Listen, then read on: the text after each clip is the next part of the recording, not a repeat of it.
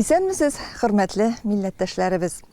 Бүген Дөнья студиясендә кунакта Камал театрындагы иң матур тавышлы артистларыбызның берсе, нурлы артистларыбызның берсе, Россиянең атказанган Татарстанның халык артисты Габдулла Тукай исемендәге дәүләт премиясе лауреаты Дания ханым Нурлы. Дания апа, исәнмесез? Исәнмесез. Дания апа, мин сезне менә бу студияда күрүемә шулкадәр шатмын. Безнең тапшыруыбыз сайтыбызда, YouTube каналыбызда чыкканнан соң безнең милләттәшләребез дә аны бик яратып карарлар дип уйлыйм. Чынлап та сезне безнең халкыбыз, тамашачыбыз ярата. Бу теге ниндидер мактау сүзләре генә, бу ниндидер теге яраклашу сүзләре генә түгел, бу чын мәгънәсендә шулай. Рәхмәт, бик зур. Һәм беләсезме, менә театрга киләсең, спектакль башланыр алдыннан һәр вакытта да анда бик ягымлы тавыш. Ул ничектер сине үзенә алып кирип китә, ул сине тынычландырып та куя спектакль алдыннан. Дания Нурлы анда тамашачыларга телефоннарын сүндереп, рәхәтләнеп, ял итеп, спектакль карарга чакыра. Ничек дип әйтәсез әле анда, Дания апа? Хөрмәтле тамашачылар. Хәерле кичләр сезгә телим. Телефоннарыгызны, видеоларыгызны сөндереп торугызны үтенәм. Сезгә хәерле сәгатьтә спектакльләр карарга насыйп булсын. Менә сез шулай дигәч, шундый рәхәт булып китә, үзегезне күргәнгә булып китә, Дания апа, бу чынлап та шулай. Әйтегез әле, менә мондый йомшак, ниндидер шундый рәхәт тавыш сезгә кемнән бирелгән? Кемнең тавышы шундый иде? Әниегезнеңме, әбиегезнеңме? Белмим инде. Ул шул нәселдән киләдер инде. Әнибезнең бик юмарт, ягымлы, бик тә менә шундый җылы күңелле әни иде инде. Мин бит төпчек бала. 8нче бала мин әтиәнинең. Әнидән мин 13 яшьтә калдым. Әнисез. Бик яшь бит инде. Әйе. Менә шул 13 яшьтән алып минем ялгыз гомерем башланды дип әйтергә мөмкин инде. Үземә үзем юл табып, үземә үзем һөнәр табып, үземә үзем менә шулай башланды. Һөнәр дигәннән, Дания апа, сез бит шәһәр кызы. Әйе. 9нчы сыйныфтан ук сез инде театрга китергә булгансыз, әйме театр юлын сайлагансыз. Менә бу шулкадәр кичкенә кызчыкка театрга мәхәббәт каян барлыкка килде? Аның юлы бик озын инде. Әле менә 13 яшькә кадәр әтиәни янында үсеп, рәхәттә яшәгәнмен бит. Без бит Кабан кырыенда, Калин бистәсендә яшәдек. Авылча яшәдек без. Тавыкларыбыз бар иде, кәҗәләребез бар иде. Менә шулай ничектер күңелле, җылы тормыш булды безнең. Сәнгать юлы ничек башланган? Ул бик бала чактан башланган инде ул. Чөнки безнең әти ягыннан да, әни ягыннан да туганнар бик күп иде. Элек. Инде күп еллар үткән бит инде. Барсы да җырлыйлар, бийләр, артистлар юк. Менә үзләреннән. Шундый мәҗлесләр иде була иде. Безнең әти-әни бик кунакчыллар иде. Алар ике яктан да туганнарны чакырып, шулай кунак итәләр иде. Өстәлләрендә инде бик гади ризык бит инде. Әни пиштә пироглар пешерә иде инде, вәлешләр, кабартмалар хәтерлим. Шулай бәрәңге пешерәләр инде, әллә нәрсә булмаган иде. Ләкин иң мөһиме җыр, бию, аралашу, көлешү, сөйләшү, ул нинди күңелле бит инде. Алар барсы да әле үзләре дә яшьләр, хәтта гаиләләре бар. Әмма миңа ул вакытта 5-6 яшь булган. Менә хәтерлим шуларны. Мин Карват кырыенда шулай аларның бейгәннәрен, җырлаганнарын карап утыра идем. Менә шулай әни аларга һәр вакыт әйтә иде. Менә балалар, ни өчен без шулай мәҗлес җыябыз? Менә шулай гомер буе бер-берегезне онытмагыз, аралашып яшәгез, бер-берегезгә йөрешегез, мәрхәмәтле булыгыз, юмарт булыгыз дип, әни Менә шундый сүзләр әйтеп калдырган булган. Ул бит Дания апа Әйе. элек-электән менә мин хәтерлим, үзебездә дә туган томашалар күп иде, әти-әниләр һәр вакытта да мәҗлескә җыелышалар иде. Әйе, менә ниндидер гадәт бар иде Әйе. ул вакытта. Гармоннар уйнап Әйе. киләләр иде, Әйе. туганнар җыелышалар Менә иде, шул инде. сөйләшәләр иде, көлешәләр иде. Менә ул бит ниндидер шундый- ашарга килмиләр. Әйе, ул тәртипле Әйе, мәҗлес иде. күңелле, бер кеше исерек юк. Әйе. Аннан соң безнең ишек алды зур иде. Капкабыз шундый зур иде инде. Сарайлар. Менә без нәкъ авылча яшәдек инде. Бигәч инде иде урын җитми ишек алдына чыгалар иде. 5нче сыйныфтан алып, әле ул вакытта әни исән иде. Мин бию түгәрәкләренә йөрдем. Бөтен элек бит клублар иде инде. Әйе, түгәрәкләр күп Ескош иде. клубларында Вахитов клубы, Михавщиклар дип атала инде. Артистларны әле ул вакытта белмим дә, театрны да белмим. Менә шулай бию түгәрәкләренә йөри, инде 8нче сыйныфка җиттем. Барыбер йөрдем бию түгәрәкләренә. Мин үзем урыс мәктәбендә укыдым, рус классында. Ләкин өйдә безнең урысча сөйләшү юк иде. Гел үзебезнең Туган милли телдә. татар туган телендә сөйләшә идек. Әти-әни намаз укыйлар иде. Алар инде дин белән инде бик бирелгән кешеләр иде. Шулай әни миңа дугалар өйрәткәнен дә хәтерлим әле, яздырып та утыра иде. Ул еллар шулай узды инде. Менә шул 8нче сыйныфта укыган вакытта кызлар күрәләр игълан театр училищесына кабул итү игъланын. Миңа әйтәләр, син бит менә биеп йөрисең, әле гимнастика белән дә шөгыльләнә идем. Мин республиканский городской дигән смотрларда урысча әйтәм инде. Менә шунда мәктәпне шулай яклап чыгышлар ясый идем, биим дә, гимнастикада күрсәтәм. Менә шулай иттереп, мин ул игъланны күрдем дә бардым инде. Анда бит татарча инде шигырь сөйләргә кирәк, мәсәл, татар теленә элек нишләптер без дәресенә бик яратып йөрмәдек. Аңа игътибар да итмәйдек. Чөнки татарча сөйләшә беләбез бит, нәрсәгә инде ул татар теле дип уйлаганбыздыр инде. Без беләбез дип әйтә. Әйе. Менә шулай иттереп татар теле укытучысы белән берничә шигырь өйрәнеп, мин имтихан бирергә киттем. Ул безнең булды, элек менә Карим Тинчурин театры Кремльдә бит эшлиләр иде. Шунда булды имтиханнар бирү. Аны менә хәтерлим, Наил Аюповларны хәтерлим. Бик матур җегет инде, ул өлкән иде инде. Миңа ул вакытта 15 яшь, 14-15 яшьләр инде, 8нче сыйныфтан соң. Шулай иттереп, нәрсә сөйләгәнемне дә белмим инде, бер шигырь сөйләгәнмендер инде. Шунда. Комиссиядә кем ия? Ансын Менә хәтерлисезме? хәтерләмим аларны. Менә хәзер бер генә кешене хәтерлим. Хәзер инде имтиханнар бетте. Теге бер ханым чыкты. Шулай кагаз тоткан.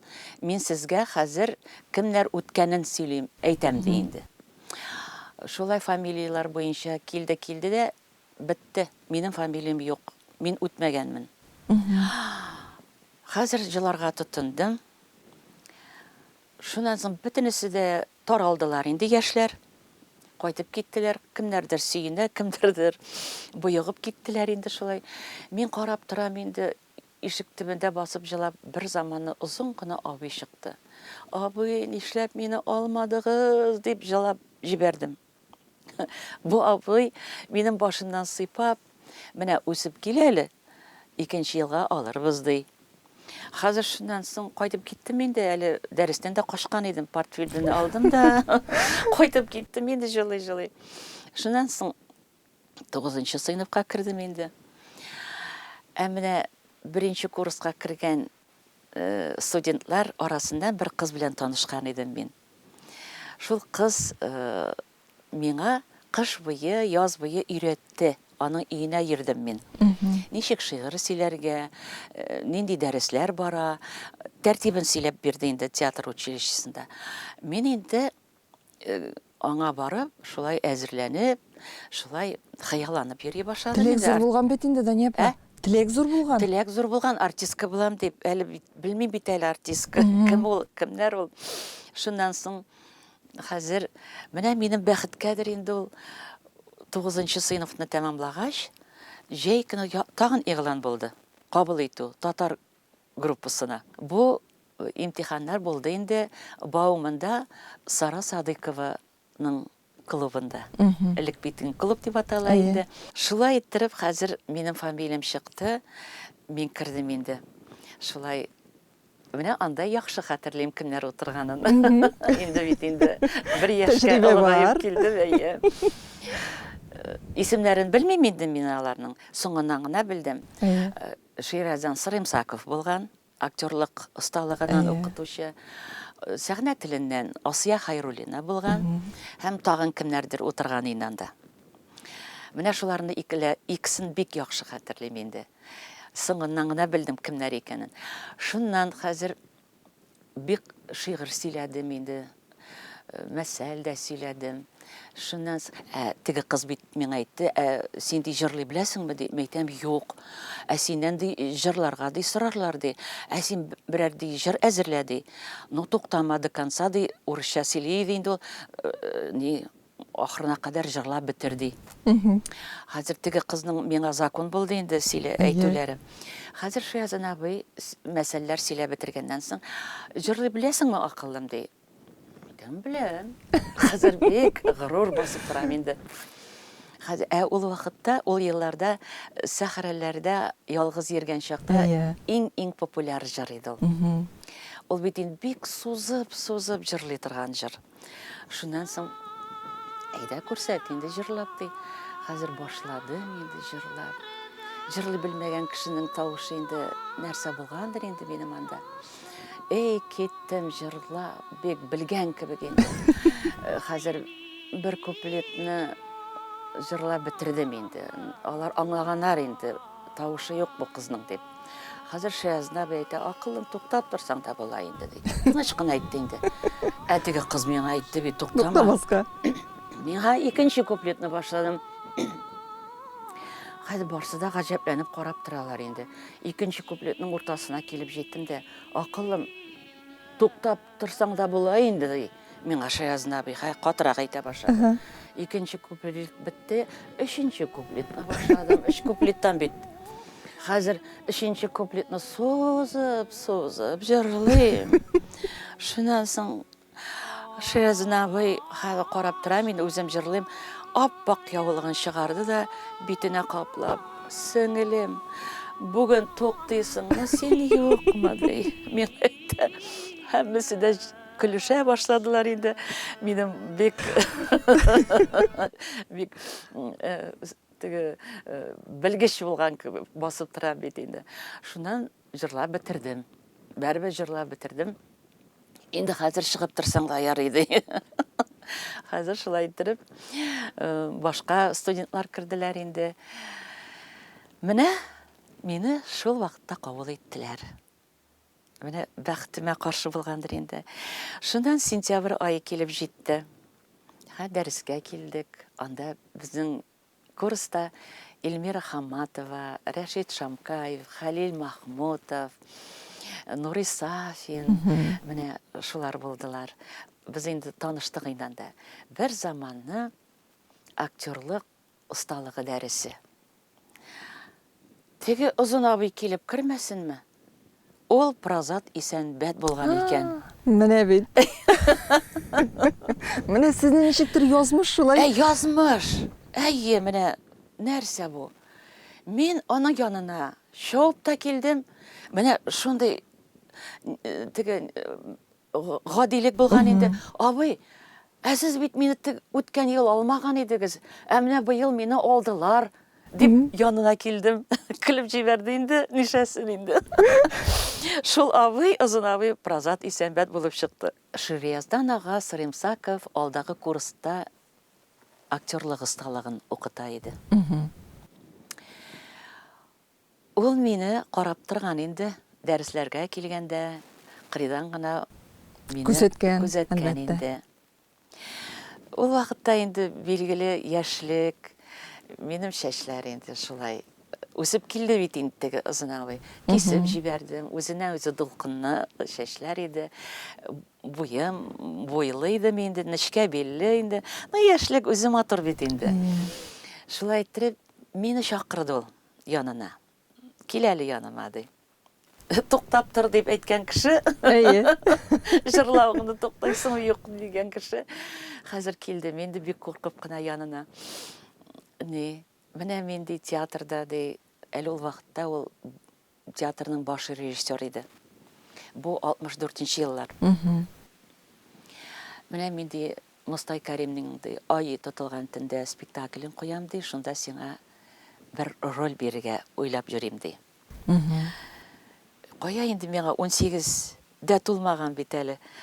Ярар дидем инде мин. Шуннан соң менә театрга кил, рольне бирерләр. Башта ул бер рольне биреп караган иде. Репетицияларда караганда инде юк ди, ул сиңа туры килми ди, икенче рольне бирәм ди. Шәфәк ролен бирде ул миңа. Бик драматический шундый инде. Ире яуга китеп үлеп кайта. Менә шундый ирен каршылый, җылый, менә шундый бик көчле драматический роль ул. Образ менә шулай итеп мин театрда беренче тапкыр артистларны күрә башладым, шунда репетициягә килгәндә. Анда инде Галия Булатовалар, Ирек Бахманов, Шәүкәт Биктимиров, аларның әле исемнәрен дә белмим. Бергә репетициялар ясыйбыз. Менә шулай итеп премьераны уйнадым. Язучылар килде премьерага, Мостаяга үзе килде. Элек менә премьераларга язучылар бик еш йөриләр иде.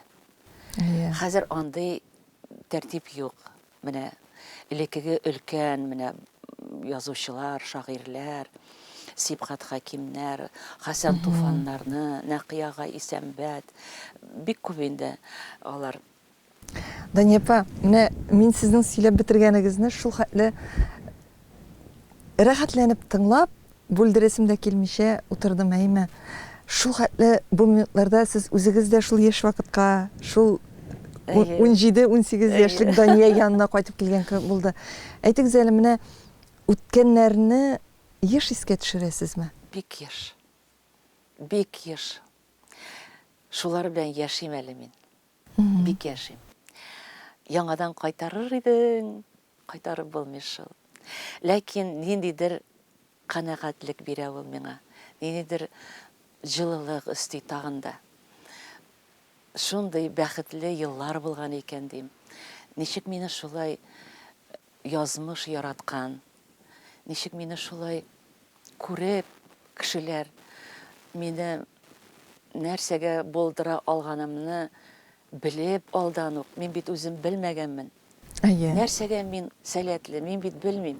Ничек бар шулай булганмын инде, табигый. Менә бу зыялы кешеләр бит инде булар. Алар бит сезгә бу тормышта сукмагыгызны ярырга юл күрсәткән кешеләр булып чыга бит. Менә мин гомерем буе Ширияздан ага бик зур рәхмәтлемен.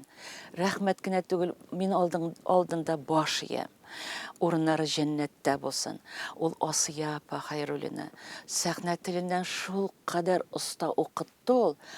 Менә башка укытучылар үпкәләмәсеннәр, ләкин аның кебек сәхнә теле укытучысы юк. Ул безнең бөтен кимчелекләребезне битерде. Менә шул укып бетергәннән соң мине группадан бер үземне диярлек театрга эшкә алдылар. Камал театрына. Камал театрына. Егетләрдән Роберт Абульманбетов. Ләкин ул артист булып бик әз генә эшләде дә администрациягә китте.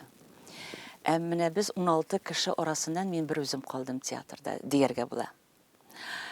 Минем театрга инде артистка булып аяк басуым, беренче ролем ул Нәкый Исәнбәтнең Миркәй белән Айсылу спектакле булды. Менә ул бик истә калды инде минем. Миңа шул спектакльдә инде ул елны театрның җитәкчесе Марсель Хакимович Салимҗанов иде. Миңа Айсылу ролен бирде Марсель Хакимович. Ул ничек булган? Әле Нәкыяга әйткән. Мине бит инде ул ай тотылган төндә күргән. Әйе. Менә бу пьесамны бирәм театрга, әгәр шушы героиняны шушы кыз гына уйнаса дигән. Минем исемемне белмәгәндер инде. Менә шушы Кызыкай дигән әле ул, Кызыкай уйнаса гына. Менә Марсель Хакимович әйткән инде. Бу Марсель абый үзе әйткән сүзләр. Нишләп башка артисткаларда әйбәт уйный бит? Юк, менә шушы Кызыкай уйнаса гына бирәм дигән. Бу бик зур әйбер бит. Әйе, мин аны соңыннан гына белдем. Шуннан да миңа ул рольне бирде, мин 3нче Айсылу идем. Элек бит икешәр, шәр куялар иде инде Марсель Хакимовичның шундый гадәте иде инде. Икешәр, шәр артистка. Беренчесе Роза Хәйрутдинова иде, бик талантлы актриса, икенчесе Гөлсем Исангулова, өченчесе мин. Ә миңа 20 яшь. Ә ул героиня үзе шул яшьтә. Шул әле яшь. Шулай итеп репетициялар ясаганда инде Марсель Хакимович премьераны мине уйнатты. Берсеннән-берсе тарихта калган артистлар арасында уйнау, ул минем өчен икенче бер мәктәп булды. Мин аларга уйнаганнарын аларның кырыйдан гына карап тора идем. Берсеннән-берсе осталар бит. Ул Зәңгәршәлдә Уразиковлар, Нәҗиев абый. Менә берсеннән-берсе осталар инде. Вера апалар. Дөнья менә бүлдермә әле шул Әйе. урында име. Менә шундый оста сәхнәдә инде үз урынын тота торган артистлар янына килеп кергән яшь кыз, 20 яшьлек, һәм премьерада Айсылу итеп аны кую. Ул бит теләсә нәрсә генә әйтсәң дә иҗат дөньясында көнләшү дигән әйбер дә бар. Кай вакытта менә шушы роль сезне ничектер башкаларга капма каршы куярга да мөмкин. Менә мондый нәрсәләрне ничек җиңеп Мин ул чыгардыгыз? вакытта андый әйбер юк иде миндә, игътибар итмидем мин кешеләргә. Сез аны аңламаганда игътибар итмә, Бер дә уйламаганныга. уйламагамда, башымда да юк андый әйбер. Театрда шундый әйбер барлыгын мин белми идем. Мин бик ачык йөз белән, ачык күз белән йөри идем кешеләргә. Ничектер менә эшемне генә белә идем мин. Бер кая катышмадым мин. Бер нәрсә ишетмәдем. Фәкать минем өчен режиссерның сүзе генә иде. Төртмә сүзләр ниндидер. Юк, миңа әйтмиләр иде. Чөнки мин үземне тота белә идем, тыйнак идем. Бер кайчанда алга килеп чыкмый идем, артырак тора идем, тыңлый идем. Шуңа күрә миңа карата бер кеше дә бер сүз әйтә алмагандыр дип уйлыйм. Чөнки монда режиссер иң Аның мөһим. сүзе төп сүз. Аның сүзе. Ул кемне куя, ул кемне уйната, аның эше. Шуңа күрә мин шушы көнгә кадәр мин шулай яшим. Мин фәкать нәрсә бирәләр, шуны тырышып эшлим шул рольне. Менә мәгәен шушындый кешеләр белән эшләү, иҗат кешеләр белән эшләү сезнең гомумән артист буларак төрле образларда уйнарга мөмкинлек тә биргәндер. Ул бит инде бер уйлаганда менә артист ул я тискәре рольләрне бик оста башкара, яисә уңай рольләрне бик оста башкара, име? Менә сезнең рольләрегезне әгәр дә искә төшереп карасаң, сез ничектер бер уйлаганда нечкә күңелле образда да, икенче уйлаганда сез ниндидер бик теге дуамал, усал, капма каршы рольдә дә уйныйсыз. Менә ничек дип әйтим, бер кеше эшендә ул дуамаллык та, нечкә күңеллелек тә ул сыйынып та бетмәскә мөмкин. Кемдер үзенең образын тудыра да алмаска мөмкин. Ә сез барсын да ничектер тудырасыз. Менә аның сыры нәрсәдә Дания апа? Аны әйтеп тә булмый инде. Мин бер сезонда буш калмадым минем. Марсель Хакимовичның артистка буларак мин хуш килгәнмендер. Ул миңа гел рольләр биреп тора иде. Менә Ташкыннар спектаклендә Зәмзәм Бану. Капма каршы. Шуңа әйтәм бит. Ие, менә капма каршы роль. Без анда Гөлсем Исангулова белән уйнадык. Мин икенче идем рольдә. Мин алай беренчем, икенчем анай бүлеп тормыйдым. Миңа роль биргәннәр икән, мин аны тырышып эшләргә тиеш. Режиссерның бөтен әйткән сүзләрен мин сәхнәдә бөтен кичерешләрне эшләргә тиеш. күрсәтергә тиеш. Менә шул ул бит инде бик гайрәтле сугышка китә ире, монда гулянкалар эшли башлый инде, бик тә җитез, бик тә шая, менә шундый роль. Ләкин мин аны бик яратып эшләдем. Бик яратып эшләдем. Аллага шөкер, бик уңышлы барды ул спектакль. Шуннан соң, андан соң бик күп рольләр булды инде. Нәҗибә Ихсанова белән Әниләр бәбиләр спектаклендә. Туфан Миннуллинның әсәрләре китте безнең театрда. Нәҗибә белән бер рольдә уйнадык. Бик әйбәт барды ул спектакль. Ул рольне дә бик яратып эшләдем мин. Дания апа, менә уйнысым килмәде. Мин бу рольне яратмасам да уйнадым дигән ролегез булдымы? Юк, андый роль булмады. Юк. Уйнамыйм. Юк, миңа бу туры килми, минем хәләтемә дигән роль булмадымы? Булдырырга тиеш мин. Юк, бик яратып эшлим мин эшемне. Алай булгач, менә үзегез уйнаган рольләр арасында бүгендә менә кабат уйнар идем шуны дигән бармы? Кайсы рольне кайтарыр идегез? Алар барысы да әйбәт рольләр. Менә теге рольләремне үпкәләтәсем килми. Берсеннән берсе әйбәт рольләр. Ул Әниләр бәбиләр, Гөлфинә образы, әйе. Тагын алар Ташкыннарны да яратам. Андагы Зәмзәм бану, Хуҗа Насыртыйның хатыны да булды мин. Кызыклы Равил белән уйнадык. Ул бит үзенә бер комедия, анда да кызыклы ниләр, үзенең хәрәкәтендә чыга кызыклы ниләр. Теге режиссер әйткәннән соң, әле үзең дә өстисең бит. Чөнки рольне аңлыйсың, ничек уйнарга икән. Үзеннән дә килә шундый краскалар инде. Шуннан соң менә Марсель Хакимовичта бик уйнады мин. Бик еш уйнатты ул мине. Аңа бик рәхмәтлемен. Бер сезонда калдырмады ул мине бушлай. Менә эпизод булса да уйный идем. Ул әни килде дә, трамвай вожатые, гади генә хатын, шундый кызык барды ул. Минем ирем Әсхат Хисмәтов. Ул менә роленә карата бөтен ниләрен инде, хәрәкәтләрен килә. Әле ул рольдә дә. Марсель Хакимович, мәйтәм, җырлап крим әле, туй бара бит инде монда, туйга килгәндә. Җырлады. Анда җырлый белмәсәң дә җырларга мөмкин. Аның образы шундый, роле. Шуннан соң бейем әле мәйтәм, Марсель Хакимович бу җирдә. Бейди, минем бик ярата идем. Чөнки ул урынлы булган җирдә ул иркенлек бирә иде Марсель Хакимович артистка. Артистка да, әгәр теле икән артистлар үзләре. Әгәр ул шул урында шулай кирәк икән, рәхим ит, рәхәтләнеп эшлә. Дания апа, менә шундый берсеннән берсе кызыклы рольләр, хатын-кыз рольләре, анда сезнең характерыгыз бөтенесе чагыла. Менә бүгенге көнгәрәк кайтсак, сөясеңме, сөймисеңме, шул ук Равил абый Шәрәфиев белән әйме, анда инде сез бөтенләй башка хатын-кыз образы. Каршыгында. Түзем, ниндидер тормыш тәҗрибәсе туплаган. Инде теге җырлап кримме, биеп кримме дигән Дания түгел. Анда бөтенләй башка Дания. Безнең Марсель Хакимович киткәннән соң театрның җитәкчесе, шулай ук талантлы режиссерыбыз Фәрит Бикчәнтәев, Фәрит Рифкатович булды. Ул инде Марсель Хакимович алымнары белән эшләми. Аның үзенең алымнары артистлар белән эшләү. Ләкин шуңа карамастан Фәриткә дә мин бик рәхмәтлемен. Ул миңа Дивана спектаклендә ана образын бирде. Менә шул бер кайчан да онытылмый. Ул Туфан Миннуллинның әсәре. Мин башта бик интектем. Ул образ, аны ничек куярга әни ул. Просто менә әни авыру баласы белән җафалана.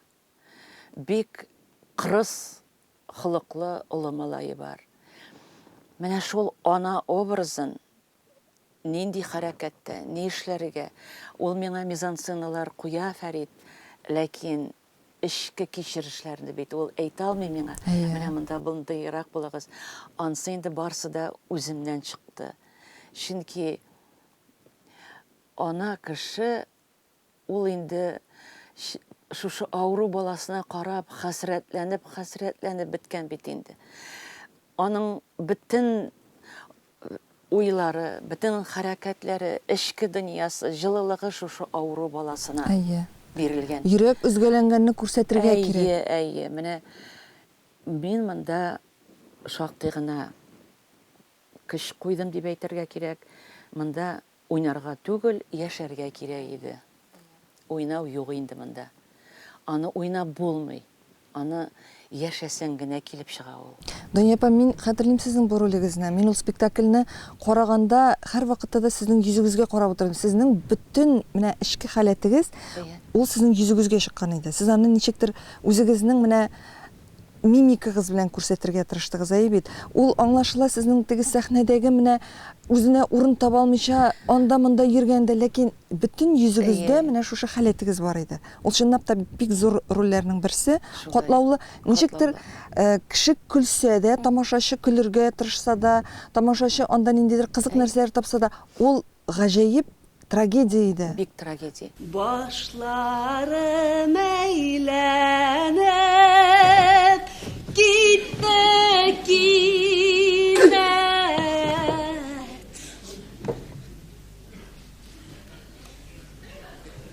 Hey, ник жылыйсың? Баласын жуйған бұлан Табыланың улым баласы табыла ерак китмегендер. Жылама жырғына ишул. Табыла. Папа, мен қойтым енді. Бар, рәхмәт, бар. Папа, мен аның көзлерін көрдім. Әлі нинди түбі yok көл кебек. Рәхмәт, бар. Сау булыгыз, Хани папа. Табыла улым, табыла. матур жырлый. Матур, улым, минем улым матурларны гына ярата шул. Біз аның білен бірге оқығанбыз екен. Ие шул, улым. Ие, бірінші кластан алып бірге оқыдығыз, улым. Мен аны нашар хатırlayayım. Ей, улым, сен бит оқыдым бит, улым. Әлләмәйтәм, оқуларыңны біраз тоқтатып тұрасыңмы? Язуыңны да тоқтатып тұрсаң, Eminim için kim okur da kim yazar? Enkey, Улым. ne için beni şiirlediler? Ben bir avru tugel. Түгел, улым. Түгел, улым. Түгел.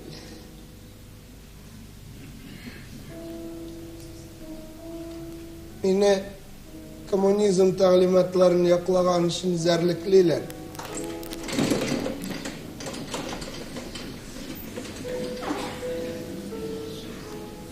Komünizmni utopiya diler. Kishi bir utopiya bilan yaşarga tiyish.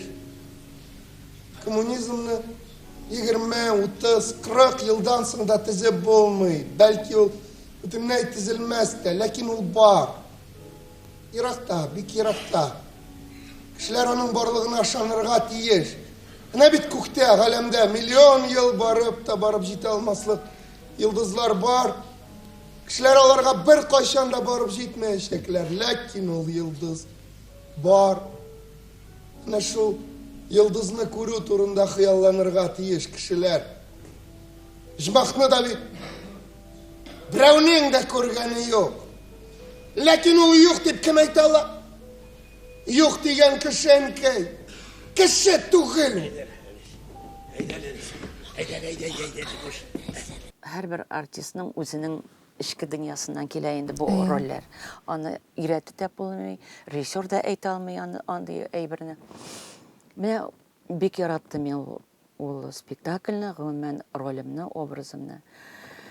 Шуннан соң менә Рыкая Зайдулланың үлеп яратты спектакле килеп чыкты. Әйе.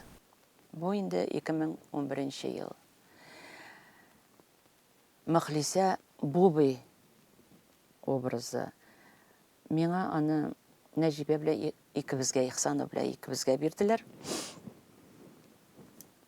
Без июнь айында башладык аны. Башта мин аны игътибар да итмәдем, нишләптер бик ошатып та бетермәдем. Чөнки китап сүзләре күп.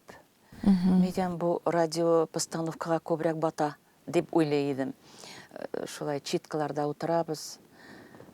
Ничектер күңелгә ятмый. Гел китап сүзләре кебек озын-озын сүзләр, җөмләләр шундый. Тарихи шәхес бит инде Мөхлисә Буби 37-нче ел.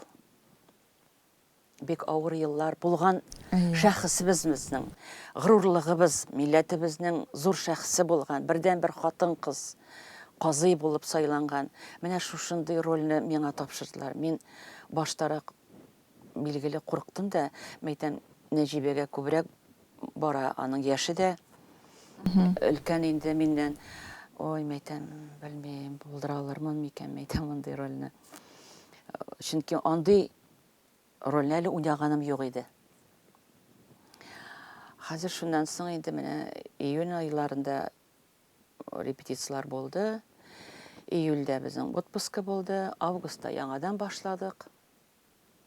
Ләкин менә минем тормышымда бик зур фаҗига булды.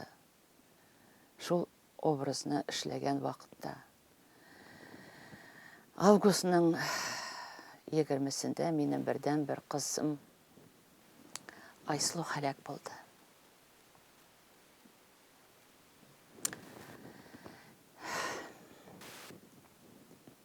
Билгеле, мин бу рольдән мәйтәм, алыгыз инде мине бу рольдән. Мин эшли алмам инде, мәйтәм. Мәйтәм, Нәҗибә үзе генә эшләсен. Шуннан Фәрид белән Шамил Зинурович килделәр театрга. Зинһар, Дания, бу рольне син генә башкарасың дип. Каяйнан да нинди роль күз алдыма булсын. Айслуның кырыгын үткәргәннән соң гына бик зур авырлыклар белән мин эшкә килдем. Бүтән сабырлыгымны җыеп, мәйтәм, эш бит инде бу. Бүтән дугаларымны укып, шулай гыйбрәтләр алып,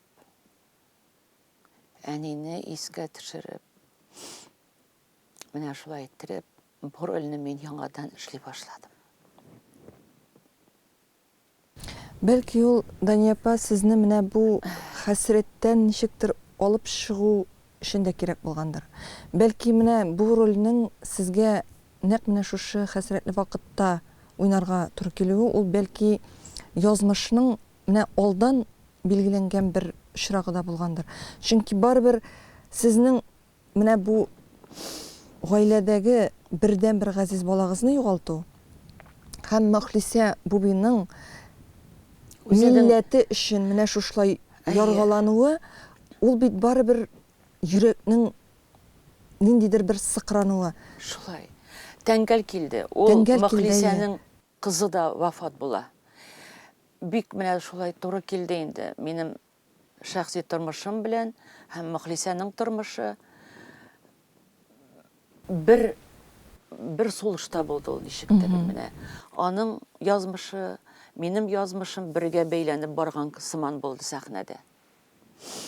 Билгеле, бик рәхмәтлемен андагы катнашкан артистларга. Аның авторы Иркаил Зайдулла, безнең күренекле язучыбыз, һәм режиссерыбыз Илгиз Зәйнеев, күренекле язучы, режиссер. Ул үзе куйды. Бу спектакльне бик миңа ярдәм иттеләр андагы артистлар. Фамилия! На! Габделгаллам кызы Мөхлисә. Так, Тахаллусам Буби. Так. Сезнең Шабабинская. ничәнче елда тудыгыз? 1869 елда Ижбуби авылында. Так, Ят губернасында. Ирегез. Ирем Минзәлә языннан. Ахмәтҗан улы Җәләлетдин иде. 40 ел элек моннан аерылыштык күптән мәрхүм. Ирегездән аерылгач кайда яшәдегез, ни белән шөгыльләндегез, на? Туган авылым Ижбубида яшәдем, кызлар мәктәбендә укыттым. Укыткан. Укытқан. Жиыны юк бар белән балаларның башын катырдым деген укытқан. Царизмның түләүле ялчысы. Әйтегез әле дөресен, охранка күпме түлейді? Так, ну. Алар бүтән Россиядә дан тоткан мәдрәсәне юк иттеләр. Сидеть. Алар кызлар мәктәбен куып таратты. Сидеть, я сказал, сидеть. Мин кызым белән Троицкий шәһәренә китәргә мәҗбүр булдым. Троицкидан ни белән шөгыльләндегез? Анда да кызлар мәктәбен җитәкләдем, анда да полиция һәр адымыбызны күзәтеп торды. Кулга алынганчы кайда яшәдегез? Уфада. Уфадагы барлык танышларыгызны санап чыгыгыз әле. Исем фамилияларын әйтеп, кайда яшиләр, ни белән шөгыльләнәләр, но? Мине монда диния нәзарәтенә эшләргә дип чакырып алганнар иде. Уфа миңа бөтенләй ят шәһәр, мин монда бер көнне дә белмим.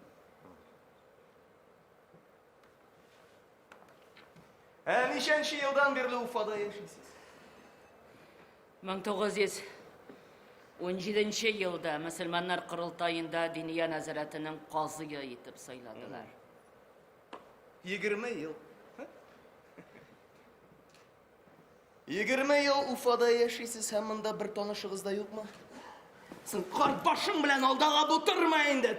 Мин ят кешеләр белән аралашмыйм, якындарымны да яшәмим.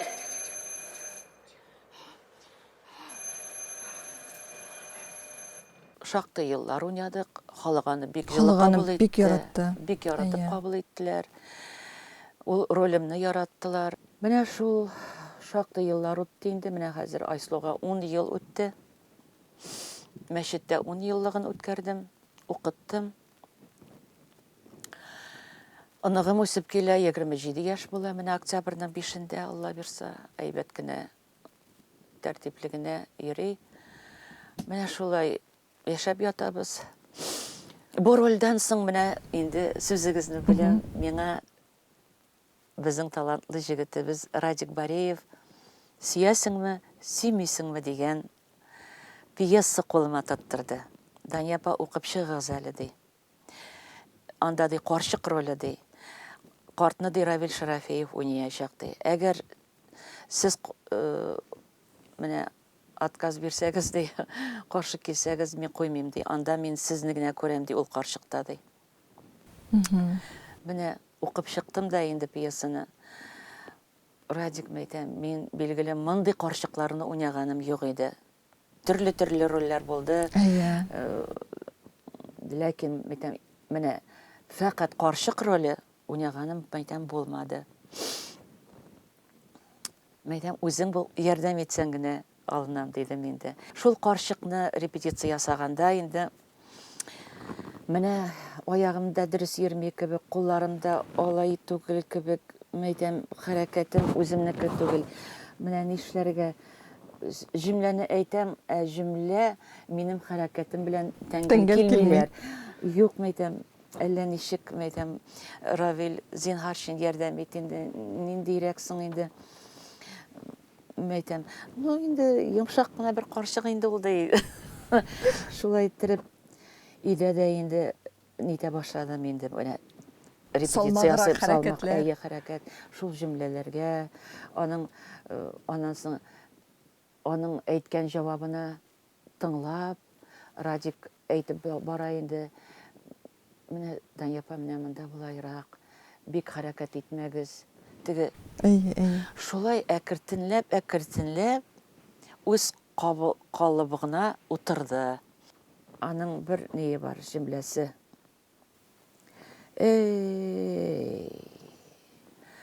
Шул озак гомер эчендә никахлы хатыным сөяме, сөймиме дип бер шәшәк тажыда йылыкканың булмады бит синең. Ансы нәрсә тагын ди. Ак ромашкаларны әйтәм. Мискин бер Кичкенә генә яфракта бүләк итмәгән бит бу карчыгына. Үз гомерендә. Җылы сүз дә әйтмәгән. Гафу ит мине карчык ди. Соңгы сүзләрендә. Бу карчык гафу итүне көтмәде бит. Син шуны ишетергә теләгән идеңме ди, гомер буе ди. Юк. Моны түгел. Нәрсәне? Менә әйтер иде. Син мине сөясеңме дип, улан әйтмей. Алла йөрәгем дип. Йөрәгем ди. Тизрәк постельгә китә. Шунда жан бирә карчык. Бу бик гыйбрәтле спектакль. Халык монда уйланып утыра, уйландыра да. Гомер иткән кешеләр, мин әйтәм микән үземнең гомер иткән кешемә, хатыныма шундай җылы сүзләр дип утыралар микән. Менә без поклон ясаганда халык күзләрен сөртә-сөртә кул чагалар. Бүгенге көндә сезнең ничә ролегез бар? 5 спектаклем минем бар. Субханалла. Бу әйбәт бит инде, Дания апа. Бик әйбәт инде. Дания апа, аннары беләсезме, менә сезнең шушы хезмәтегез инде шушы сәхнәдәге тормышыгызның менә тулы бер багаж бит инде. Ул гомер узылган. Һәм менә хәзер сезгә Тукай премиясе бирелү. Ул сезнең менә шушы күп еллык хезмәтегезгә шул кадәр матур бәя. Әгәр дә башка рольләрегез булмыйча, сез бары тик Мөхлисә буйны гына уйнап та, менә шушы премиягә лаек кеше идегез. Тапшыруыбыз менә ахырына якынлаша инде. Әйдә без аны менә шушы Мөхлисә буйның монологы белән тәмамлыйк әле. Исегездәме? Әйдәгез. Әйдәгез.